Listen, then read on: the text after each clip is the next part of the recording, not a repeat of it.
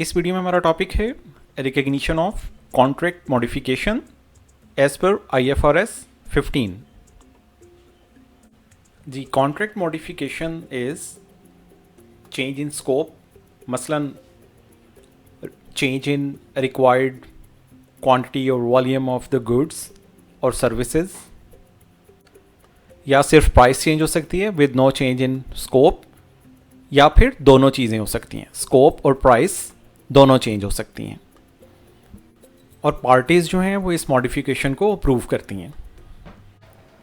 तो वैसे तो ये मॉडिफिकेशन है, लेकिन अगर दो कंडीशंस प्रेजेंट होती हैं तो ये as a separate contract account for होगा।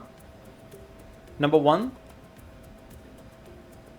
अगर कॉन्ट्रैक्ट का स्कोप इंक्रीज़ होता है और जो गुड्स एंड सर्विसेज इंक्रीज़ हुई हैं, those are distinct from the existing goods and services as per the given guidelines of IFRS 15.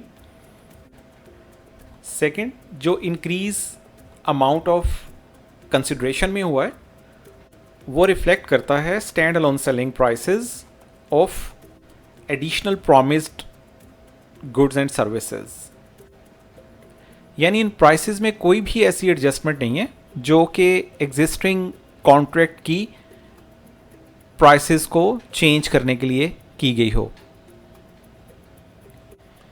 Next हम देखते हैं कि अगर ये दोनों कंडीशंस प्रेजेंट नहीं हैं तो कॉन्ट्रैक्ट की जो मॉडिफिकेशन है वो किस तरह से अकाउंट फॉर की जाएगी।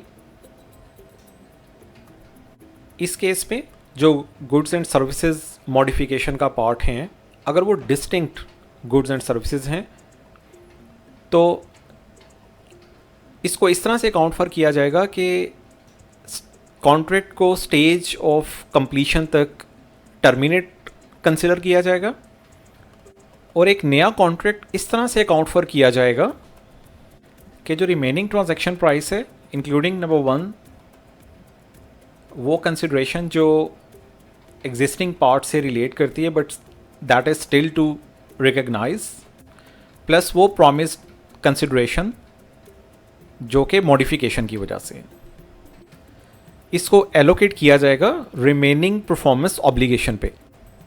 सेकंड, अगर remaining goods and services distinct नहीं हैं तो इसे एग्जिस्टिंग कॉन्ट्रैक्ट में एक एडजस्टमेंट की तरह से अकाउंट फॉर किया जाएगा।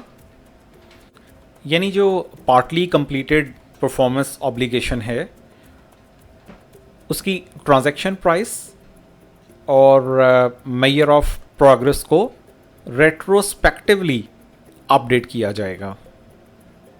मसलन अगर एक कॉन्ट्रैक्ट 50% कंप्लीट था और मॉडिफिकेशन के बाद उसका जो साइज़ है वो डबल हो गया तो उसे 25% कंप्लीट कंसिडर किया जाएगा। थर्ड, ये भी हो सकता है कि जो मॉडिफिकेशन हुई है उसमें जो गुड्स एंड सर्विसेज हैं वो कम्बिनेशन है distinct and not distinct goods and services का। इस केस में जजमेंट यूज़ होगी कि किस तरह से अकाउंट फॉर किया जाए और ये कंसिस्टेंट हो with the objectives of contract modification requirements in IFRS 15।